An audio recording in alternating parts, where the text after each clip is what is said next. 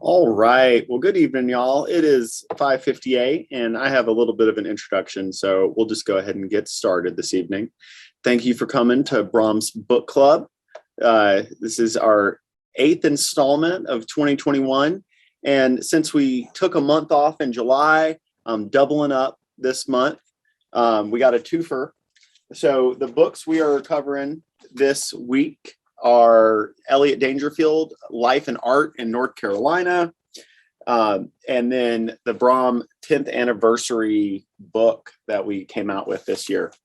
So both of these are really wonderful publications that were put together to celebrate the museum in different capacities.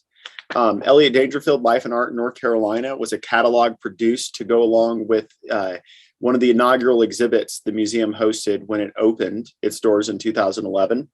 And then the BRAHM Anniversary book was to celebrate our 10th birthday, which is coming up tomorrow. October 1st is going to be 10 years of BRAHM in the high country.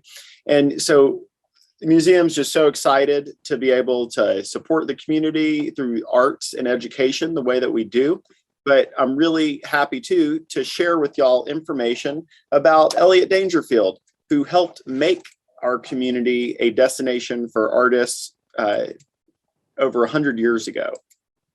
And he was actually one of the first artists to kind of be a resident artist in Blowing Rock. And then next month, our next book club is going to be October 28th. And that is going to be Jack Tales. So Jack Tales are folk tales from the Southern Appalachian Mountains. The collection that we're going to be looking at are the stories that were collected by Richard Chase when he came and toured Western North Carolina. So Jack Tales were selected to kind of complement Storyland, since Storyland has these children's stories that are well known by children around the country. We wanted to focus on some stories that children know in Appalachia and in Western North Carolina. And we'll even get to hear some recordings from some local heroes like Ray Hicks telling some Jack Tales as well. So it'll be just a fun time to hear some stories on October 28th. But we're all here tonight to talk about Elliott Daingerfield. So Elliott Daingerfield, Art and Life in North Carolina by J. Richard Gruber. This was published as a catalog to go along with BRAHM's inaugural Elliott Daingerfield exhibit. So who was Elliott Daingerfield? He was at one point a photographer, a business sign painter, an architect, but primarily a fine artist. We get to see him here through different periods of his life and afterlife. So in 1890, as a young man, making his life as an artist in New York, this is an early portrait he did of himself, and then portrait photograph around 1920 when he was an internationally renowned artist. And to see what Elliott Daingerfield's doing now in 2021, where he is in copper form or bronze in the front yard of BRAHM, painting in plein air, as he loved to do so much throughout his history. So I'm going to show you some examples of Elliott's art. He was really well known for doing sacred paintings. I have Madonna and Child, one of many. He did many representations of the Madonna and Child. We have one up at BRAHM, the Holy Trinity Tondo, which is the Madonna and Child, and then Infant St. Peter as well. You can see here that Elliott had a mastery of light and the human form and drawing from a Renaissance style. He also painted a lot of landscapes. I mean, from having this incredible realism with the Madonna and Child to a little more impressionism here with this landscape. And Dancing in the Garden at Westglow, there's a good chance that figure in this image is one of his daughters, Gwendolyn or Marjorie. They often modeled for his paintings. The Grand Canyon, he took a trip to the Grand Canyon when he was a young man, and some of that artwork were some of the first paintings that he really sold that got him a lot of attention. I'm a real big fan of this one because I like how it is a little more abstracted than some of his other images. There's a little bit more of the impression of the sunrise coming up over the canyon and this incredible depth of field. Trees on canyon rims. So this is a scene from around Blowing Rock. It should be recognizable for those of y'all that live around here or visit.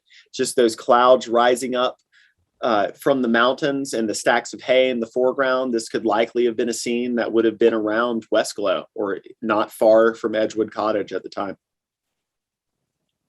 Midnight moon. Again, we have this pastoral sense. It's the beautiful landscapes he's captured, this light. He's a master of capturing light in the day, in the morning, at evening. One of his quotes that he's known for was that the light in the mountains is always glowing and never glaring. And I think that really shines in his paintings as well. Well, before Elliott became this internationally renowned painter, he was born in Harpers Ferry, West Virginia. His father was in the Confederate Army, and he moved to Fayetteville, North Carolina as a young child because his father was appointed to be head of the Fayetteville Arsenal. Captain J.E. Daingerfield was in charge of the arsenal during the Civil War.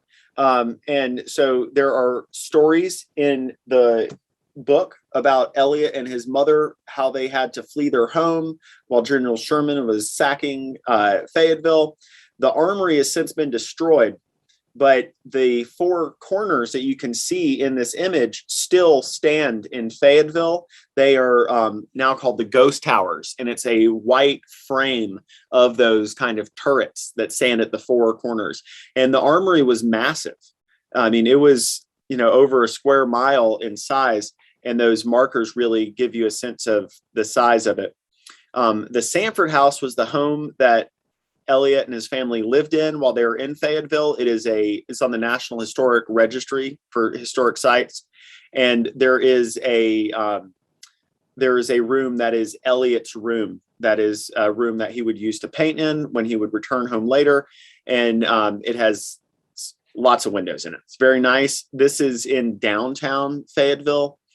So I'm originally from Fayetteville, North Carolina. I've driven by the Sanford House many times. I've been to the armory many times as a child. So it's just amazing kind of coming here to the mountains and then finding a bit of my home in the front yard of my work. So when Elliott was living in Fayetteville, he quickly decided that he wanted to pursue the arts. And he got a job working as a photographer. He got a job painting business signs, and he first started taking some of his first art lessons while he was there. And so then as a young man, he had the dream to move to New York to pursue art as a career and get formal art training. So his dream was to go to the American Fine Arts Society school. You can see the image here on the right, but you had to be juried in to go. You had to paint an image and then do a drawing off of a bust. So it's very much in this classical European style of art. Well, Elliott shows up to New York in January with a light fall coat, a fall coat for North Carolina falls, not New York falls. And he has $41 to his name. So after setting up lodging that he had at the local YMCA, he had $25 left in his pocket. But he quickly began finding odd jobs he could do or as assistants, and then pursued painting. So then in 1880, he was finally able to get into the American Fine Arts Society with this image on the left, monk smelling a bottle of wine.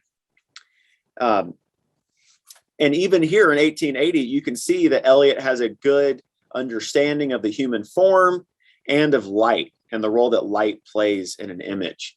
I think that is really outstanding. In the book, they have an image of the first painting Elliott ever did as a teen. There's a study of another painting. But it's just incredible that, he was not deterred when he came to New York And he had this adversity placed against him about not just the weather, but the financials, and then also his skill level as an artist. But he continued to put in the effort and to strive and improve. And then he was able to get into the art school and become a student of some well-known artists, and become a friend of one very well-known landscape painter, George Inness. So he became one of Elliott's mentors, his teachers, and a friend. There are anecdotes in the book about George would come to Elliott's house so often that Elliott could tell what mood he would be in by how he knocked. If it was going to be some exciting thing that George just had a breakthrough and he's got some amazing artwork, or someone that he's going to introduce Elliott to sell his paintings to, or if Inness was just distraught and needed someone to vent to, right? They became incredibly close, and it was such a wonderful opportunity for a young Daingerfield, because he met Inness when he was at the peak of his power, as Elliott puts it, to find someone who was an established artist who knew the ins and outs of the art world and the community, and could not only educate Daingerfield on his technique as an artist, but could also introduce him to patrons and could advocate for people to purchase Daingerfield's work. So some of the first purchases that were made of Daingerfield's work were because of George Inness recommending him to buyers. I mean, it's just incredible too to think of this scale that he's working on in this image. I mean, the size of that painting that Inness is painting, and then the frame. I mean, that's probably also covered in gold leaf. Those frames are very ornate and expensive, and you can see just the frames behind him in the background of that image.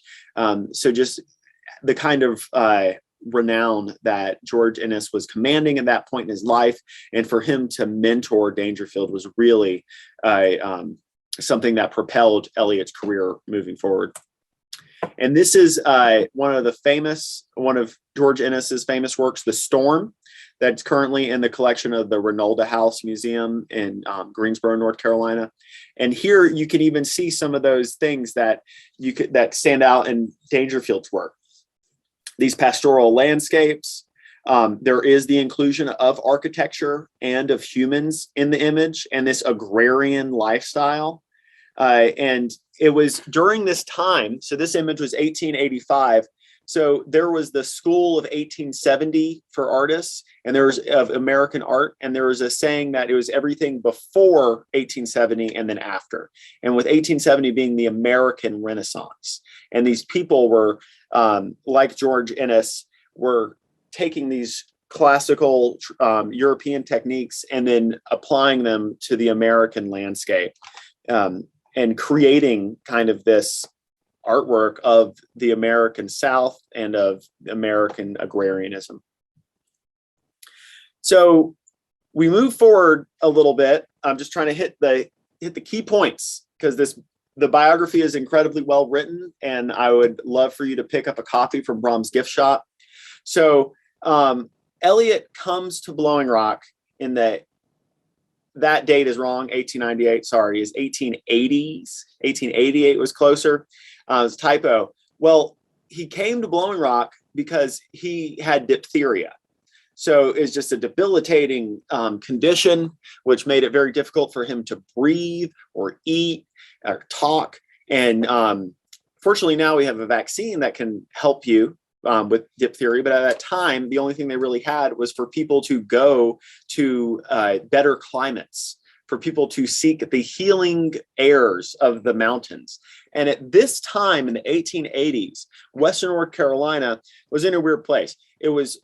Some spots were already well known for tourism, like Asheville and Hot Springs in that area, and the air around there. You have people like F. Scott Fitzgerald moving to Asheville, and his wife Zelda was being treated for tuberculosis. Grove Park Inn, and that it was a destination for people, not only for the landscape, but also for healing properties.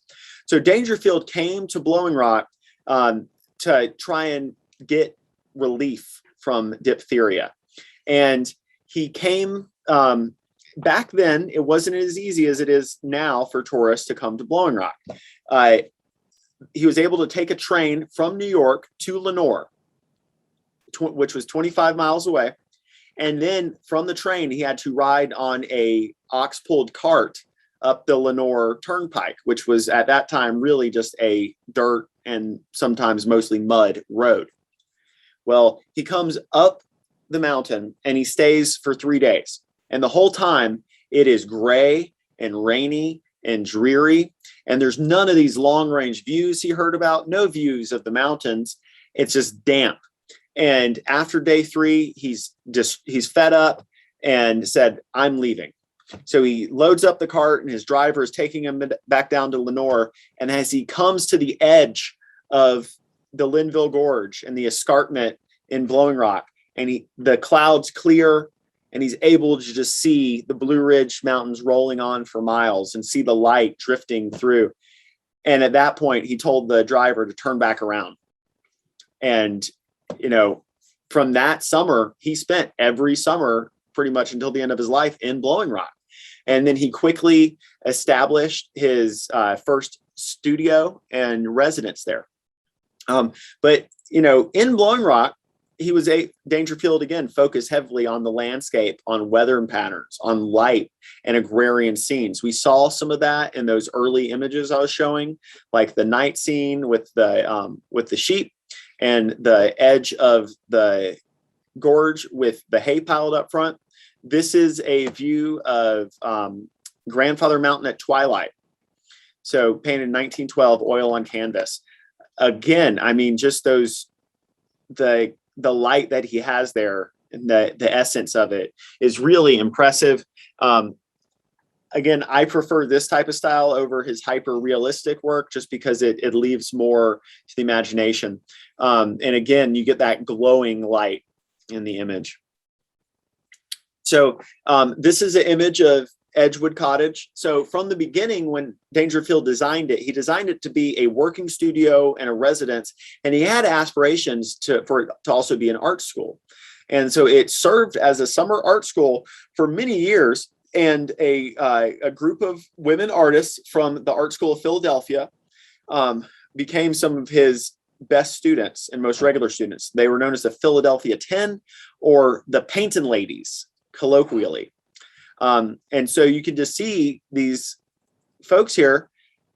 I just can't imagine what people must have thought to see these high society women in their layers of dresses and hats, and their easels painting around the landscape. We've got some wonderful images of them in the museum of just some great views that they've painted.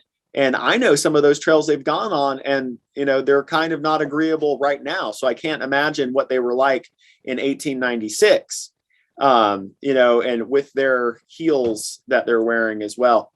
But just some incredible talent. And it's really wonderful for Daingerfield to take on these women students, provide an intensive instruction for them in Blowing Rock in his studio. And many of them went on to have established careers after that.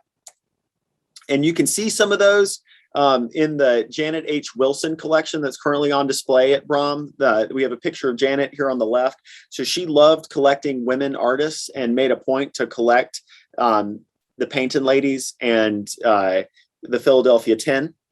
And so here's an image of Mayview Road from the early 20th century that is on display in the Wilson collection. Again, beautiful composition with light, with the landscape. I'm hitting the big points for Daingerfield. His life really, he was continued to grow in renown and prestige as he went on. His humble beginnings in Edgewood Cottage, he went on to build 2 more home studios in Blowing Rock. Each one became larger and more extravagant, with the final home studio being Westglow, that is now Westglow Resort and Spa. It's a beautiful white columned building and on the edge of the Linville Gorge. And it's really kind of like you could track almost a direct correlation between as Daingerfield grew in acclaim and fortune as an artist and his home studios growing in size and extravagance. And so all 3 of those residences are still standing. with Edgewood Cottage and being on the original site and being mostly restored. So what's really great is that Daingerfield went on to promote the arts not only through educating the painting ladies in the Philadelphia 10, but his daughter, Marjorie, was also an artist.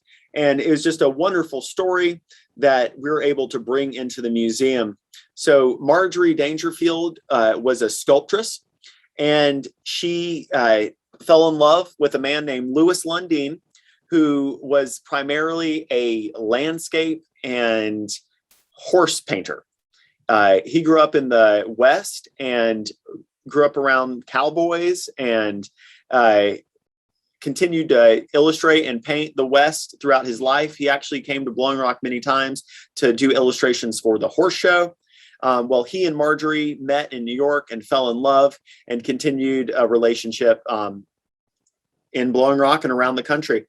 So we were so fortunate to have their artwork in the museum last year, thanks to Joe Delaney, Elliott's grandson.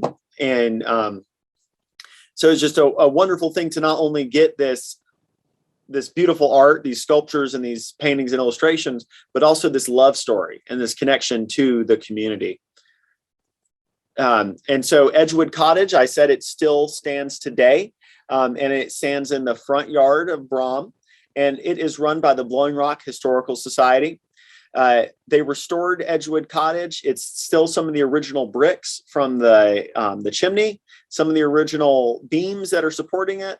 But unfortunately, you know, with wooden structures in a rainforest like we live in, they don't last that long.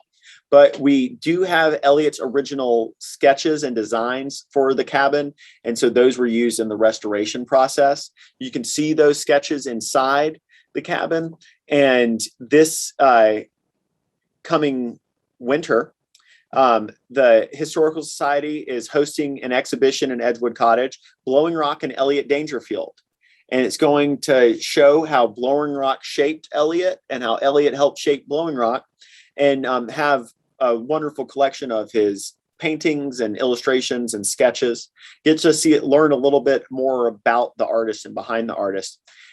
Because now people regard Blowing Rock as a destination for artists. We have had wonderful arts communities like Artist Alley. We have award-winning traditional artists like Glenn and Lula Bullock residing in our community. The Blowing Rock Art and History Museum hosts the Plein Air Arts Festival, which this year brought 90 artists from 13 different states to produce over 160 original paintings of landscapes of this area. But all that really kind of starts with Elliott Daingerfield being like the first serious artist to take up residence in Blowing Rock and make it part of his life instead of just a place that he would stay every once in a while as a tourist. So Daingerfield's legacy definitely lives on at BRAHM. I mentioned before some of the things that we do, like the Plein Air Arts Festival. But then it's great with Daingerfield kind of standing in the front yard as well. So the image on the left is from 2017 with the dedication of the Daingerfield statue. And this is Elliott painting St. Mary of the Hills Church in Plein Air. So it really is wonderful that, you know, even after in death, he is still painting Blowing Rock, you know, and he's standing there for generations to see and hopefully gain inspiration from. So then that really brings us to the 10th anniversary, right? So this, it's all been building. The story of BRAHM is incredibly entwined with Elliott Daingerfield. And some of the people that have made it happen are these folks on the left here: Joe Delaney, Jenny Stevens, and Wellborn and Patty Alexander. So Joe is the grandson of Elliott Daingerfield. Jenny Stevens, she was the founder of the Blowing Rock Historical Society and a local historian who was instrumental in so much that happens in the founding of the Historical Society. And then Wellborn and Patty Alexander were art collectors and incredible supporters of BRAHM and helped found it. So the story for BRAHM all kind of starts back with Daingerfield days in the early 90s. This was an event put on to celebrate Elliott Daingerfield and his contribution to Blowing Rock.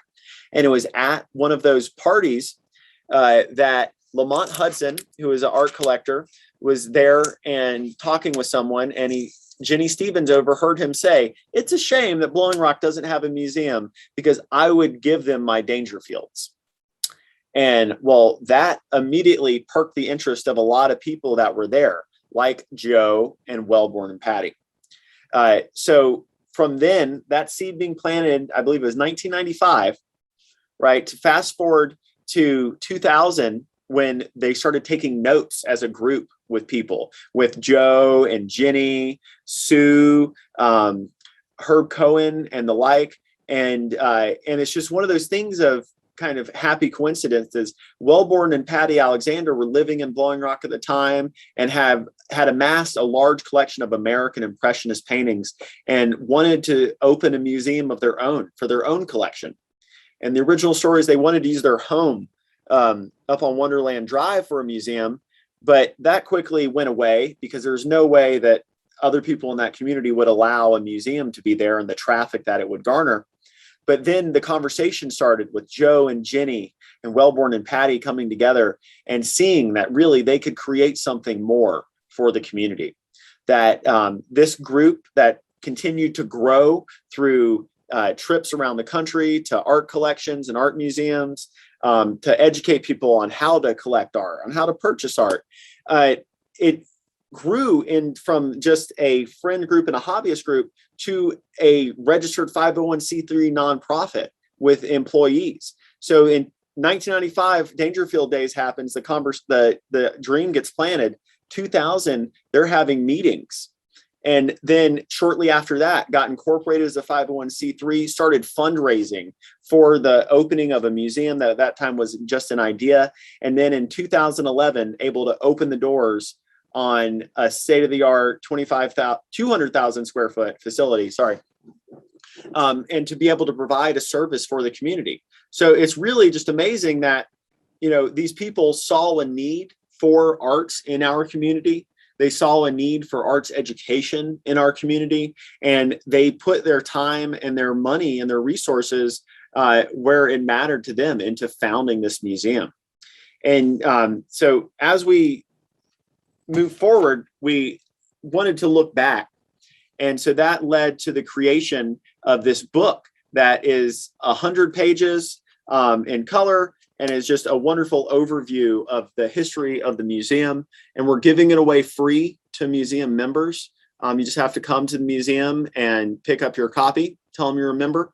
And if you're not a member, a small donation and a copy can be yours, because it's just an awesome example of that classic Margaret Mead quote that, a small and dedicated group of people is the only way that things ever really happen in this world, right? And we're so fortunate.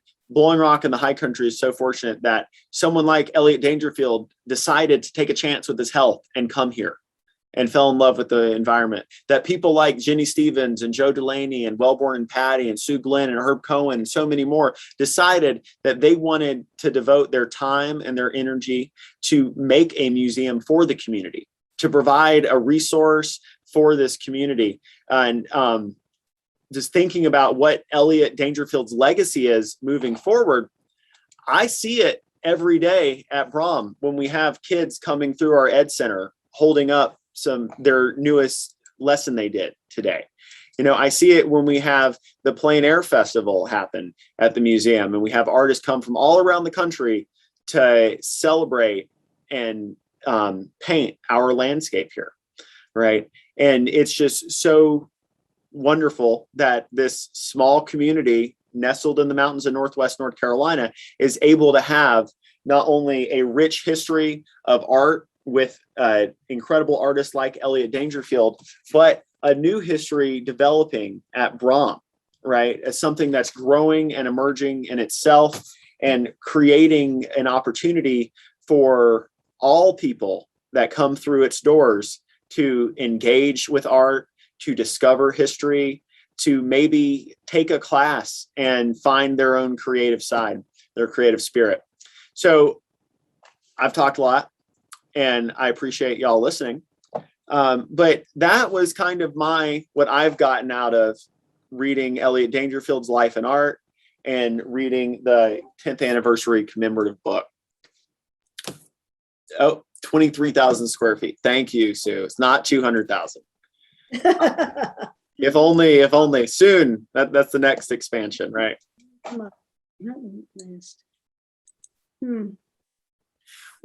And I know I gave the bullet points of Elliott Daingerfield's life, but he did so much and he traveled so much, and he really, we could spend an hour just looking at his artwork and discussing it. But I wanted to kind of just broad strokes and have people come to BRAHM's gift shop and pick up a copy of the catalog.